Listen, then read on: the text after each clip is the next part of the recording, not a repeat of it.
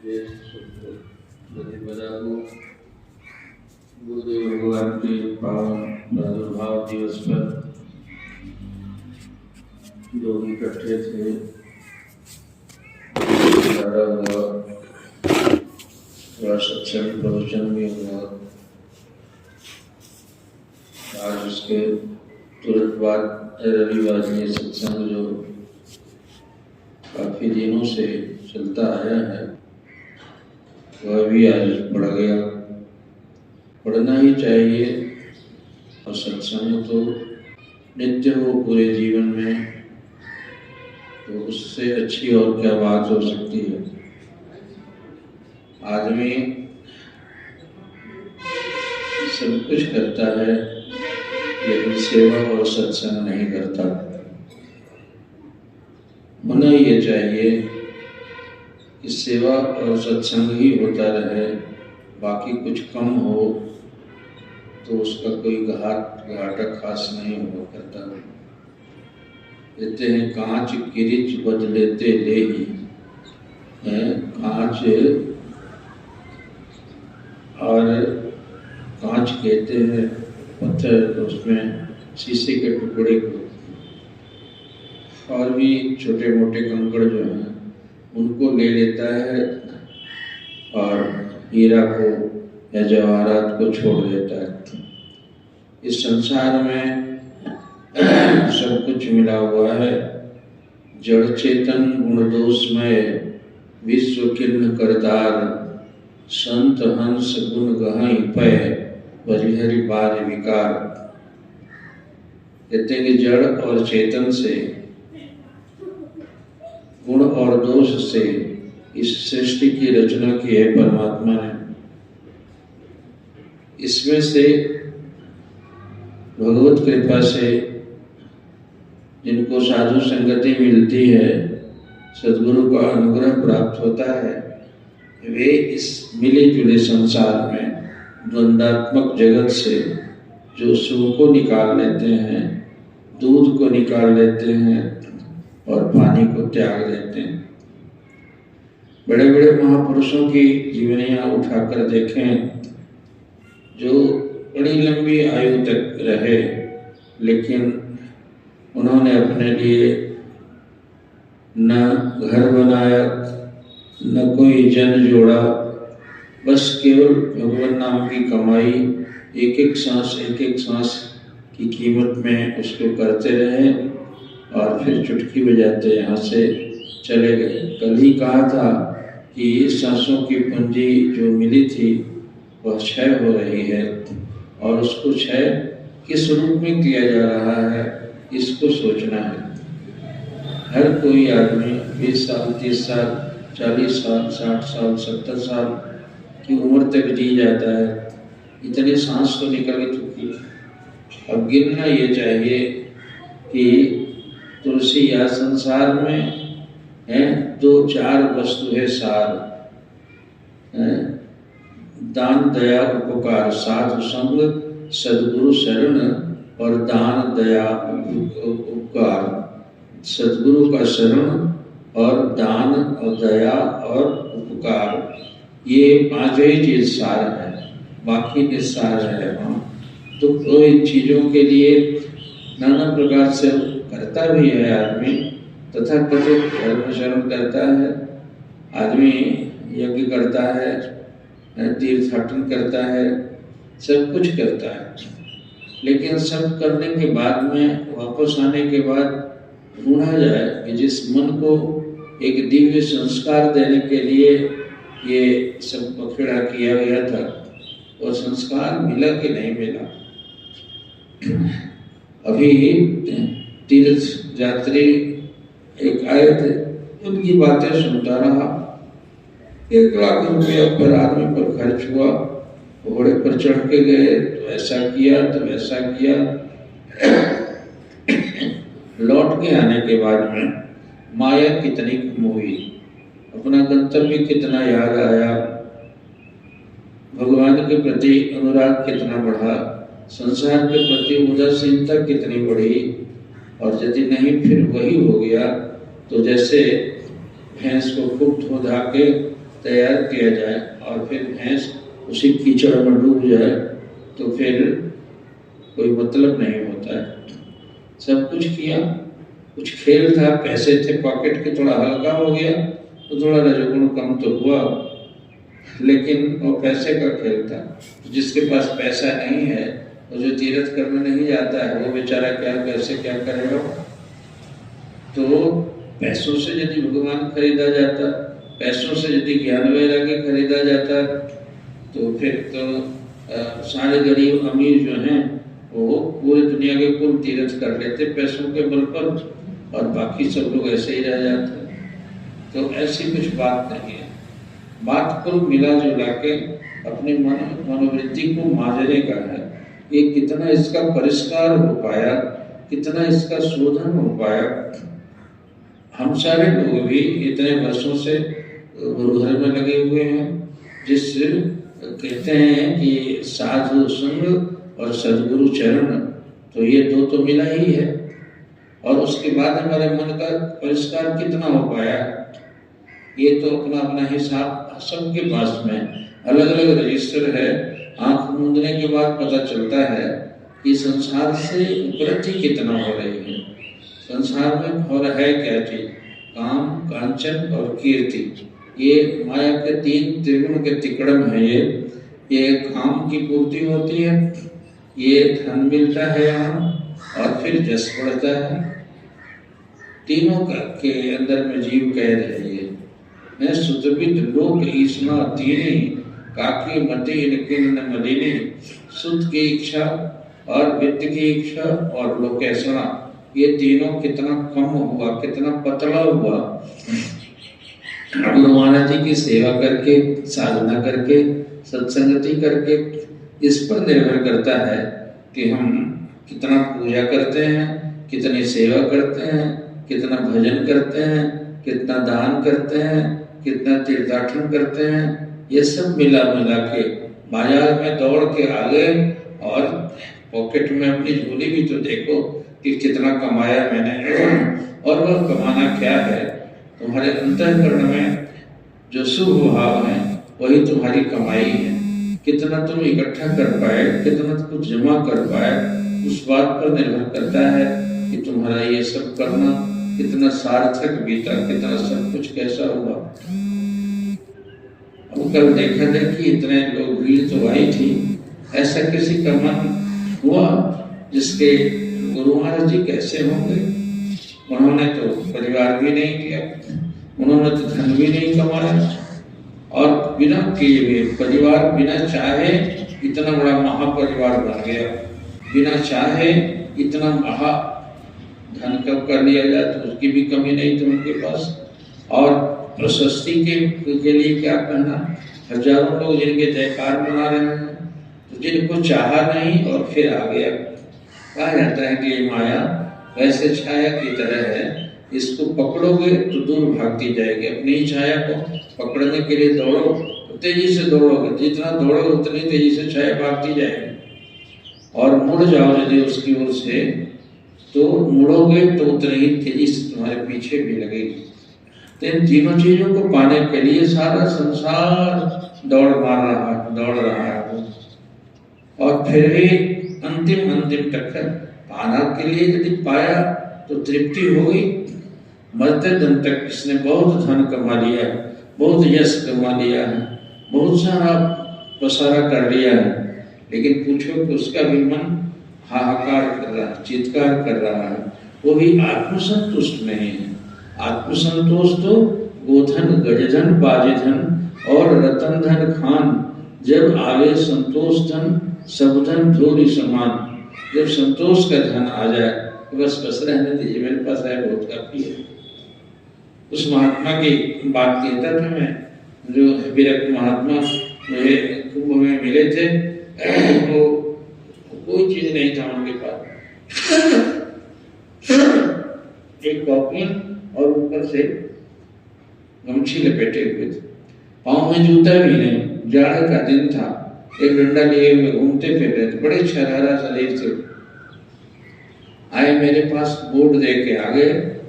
कुंभ में हम लोग रह रहे थे, मेरे पास आए, महाराज ओम नमो नारायण देख के तेज था चेहरे में, तेज तो आ जाएगा, तीनों चीज बटोरोगे यदि, इसके लिप्सा काम की और कांचन की और कीर्ति के जोड़ोगे तो चेहरा मलिन हो जाएगा, ये समझ लो।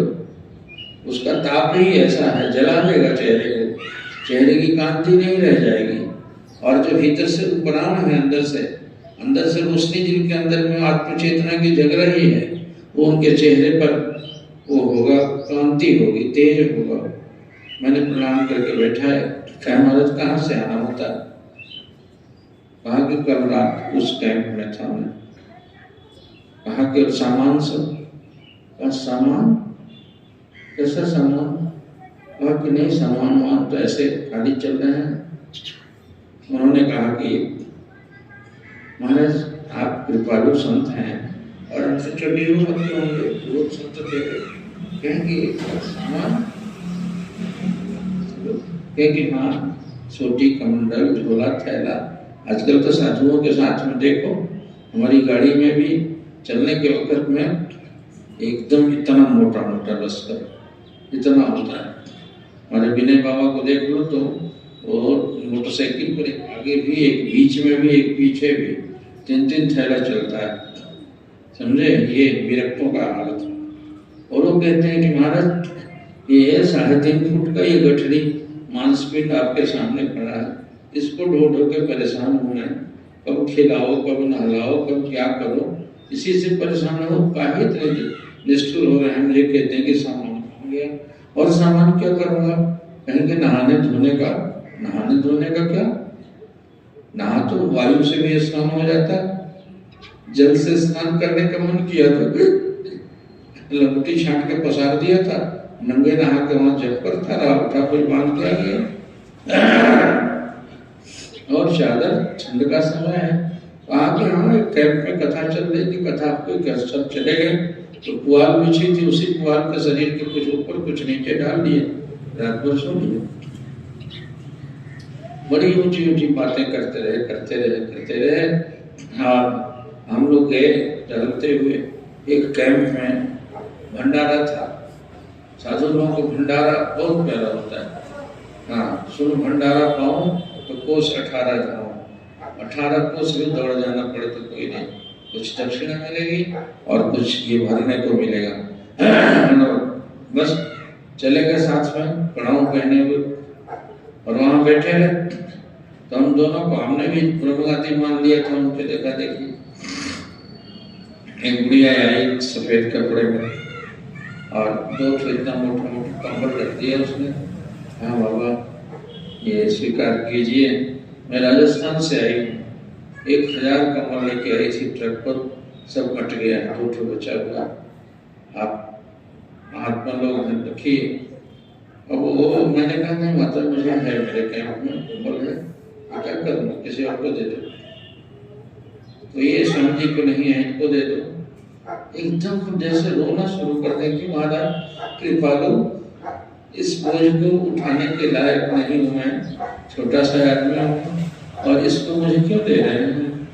आप इतना निष्ठुर हो गए, बड़े दया दिखलाते रहे। तो मैंने कहा कि रख लीजिए। अरे नहीं तब तक बगल वाले ने टपक के ले लिया, हाँ उनको नहीं जरूरत है उनको दे दो। तो वो अपने तो 1 ठो दिया ही था, 2-3 को भी ले लिया उसने। फिर भी मैंने 1 ठो रख लिया उनके लिए। और वहाँ कैंप में गए तो हम लोग सारी बातें सत्संग की करते करते 11 बज गया, जमीन पर ही सोए थे। और सोए सोए जब नींद लगने लगी तो मैंने तो अपना कंबल ओढ़ा, उनको भी डाल दिया, नहीं चाहते हुए भी। कहते थे कि दरी बिछी है, इसी को उलट लेता हूँ ऊपर में, लेकिन नहीं ओढ़ लीजिए। और मुझे नींद लगी, मैं एक से दूसरे करवट बदला तो देखा कि वो कंबल पड़ा था और छोड़ के चलते रहने। ये कहते हैं ज्ञान।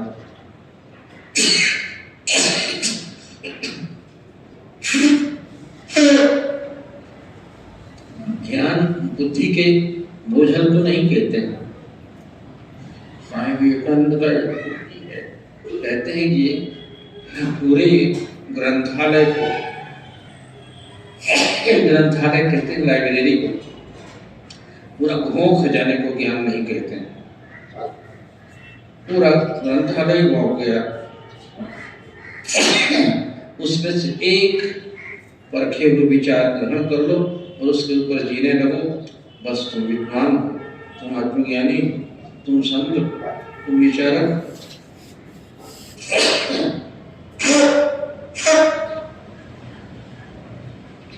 कहते हैं वाग वैखरी सत्हरि शास्त्र व्याख्यान कौशलम वैतुष्यम विदुषाम प्रोक्त दुष्टय न तो मुक्तय। ये भोग के कारण बन सकते हैं, मुक्ति का कारण नहीं बन सकते।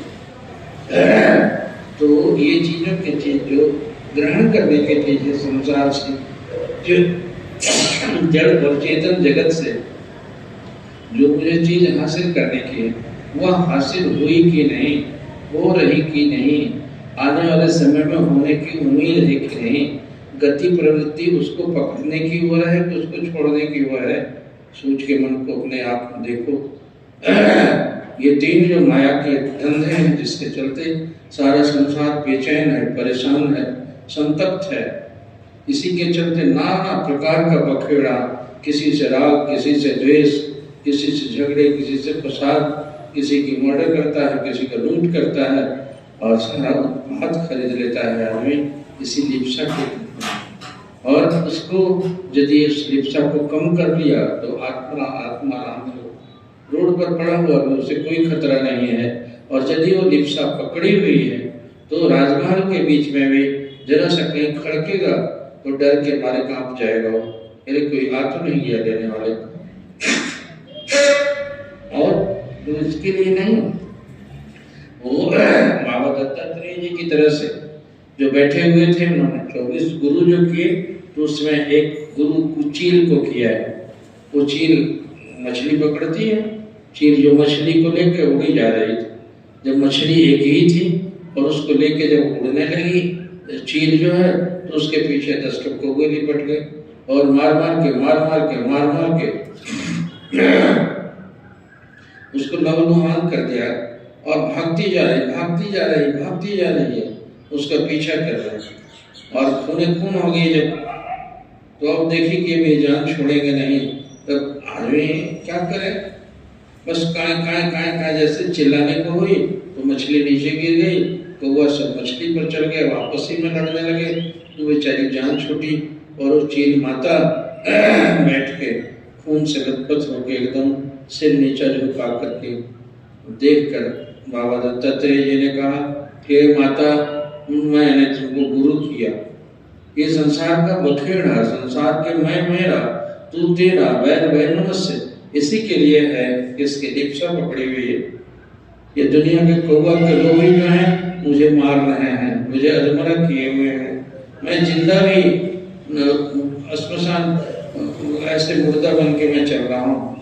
हर इंसान अपने आप में देखता है कि हम आदमी बने हैं, लेकिन लिप्सा का गुलाम है, इसलिए जीवित ही मुर्दा है।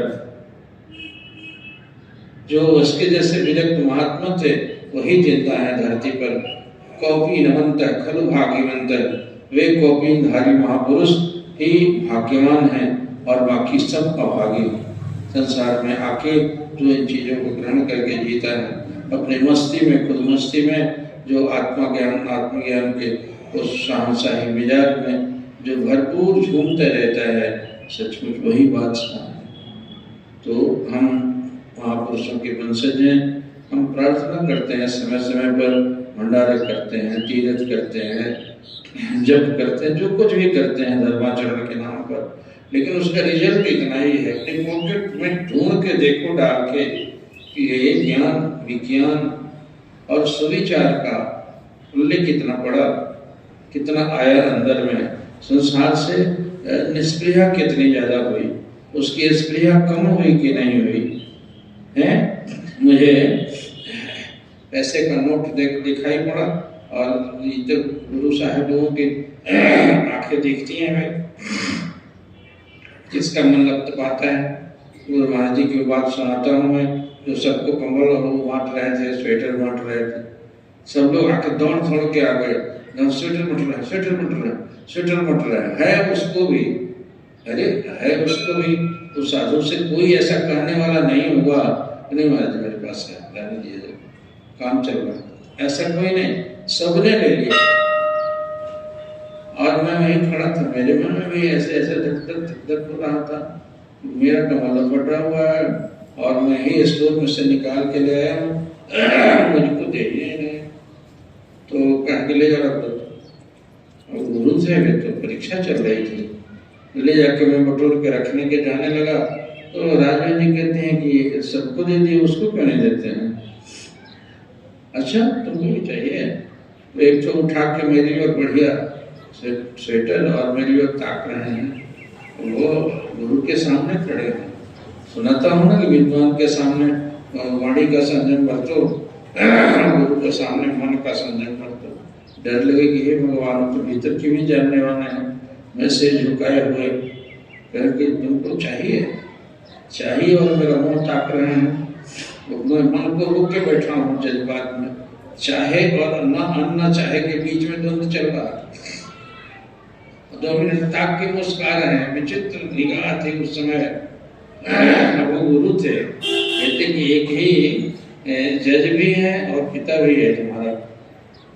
जब वो सामान्य समय में तुम्हारा माता पिता होता हूँ मैं, और परीक्षा के समय में परीक्षक भी हूँ मैं।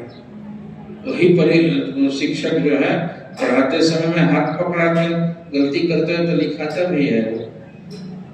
और वो परीक्षक बन के जब खड़ा होता है तो तुम गलती होते करते हो तो फिर चुपचाप तय देखता रहेगा, मुस्कुराता रहेगा, लेकिन उस समय नहीं छुएगा, उसका परीक्षक धर्म चला जाए। मेरे को ताकते ताकते ताकते ताकते रहे और बस पास हुआ कि फेल हुआ ये नहीं जानता। तो मैं मन को रोक के रखा। तो सब लोग लेके चले गए। 5-7 बच्चा था, बहन जी ले आई थी 35-40 को स्वेटर वहां से बांटने के लिए। उन्होंने ऐसे फेंक दिया, ले जा रख दे। क्या राज किसके लिए कहती हो? इसके जैसे लड़के के लिए। अरे इसको बहुत स्वेटर देने वाले होंगे, इसको बहुत स्वेटर देने वाले होंगे। और कह के नहीं दिया उन्होंने। और मैं उनके कृपा थी, सब लोग नया चकाचक पहनते थे और मैं फटा पहन कभी भी हम दोनों को इच्छा नहीं हुई कि नया कमीज पहने। एक बार नया कमीज सिलाया गया तो बूढ़े लोगों की फटी पुरानी कमीज पहन के लगता था कि प्रसाद है उनका, उस पहन के वो भजन किए होंगे। मन में तो यही ख्याल आता था कि जब करते होंगे और उसका औरा होगा उसमें। तो नया कपड़ा किसी और को पहना के और उनका पुराना वाला मांग के हम लोग पहनते रहते थे, उसको नहीं पहनते थे।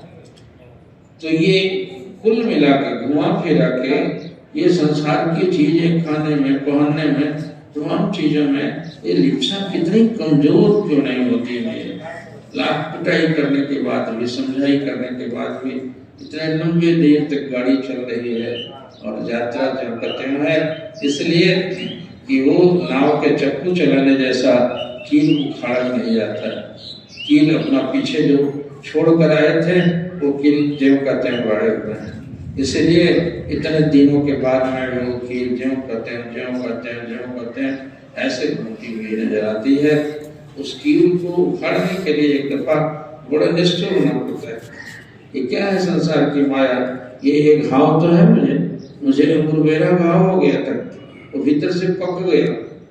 दवाई दे देंगे, डॉक्टर कहा कि या तो मैं नस्तर लगाऊंगा नहीं तो आप अपने से फाड़ लीजिए। तो दोनों बड़ा मुश्किल काम है।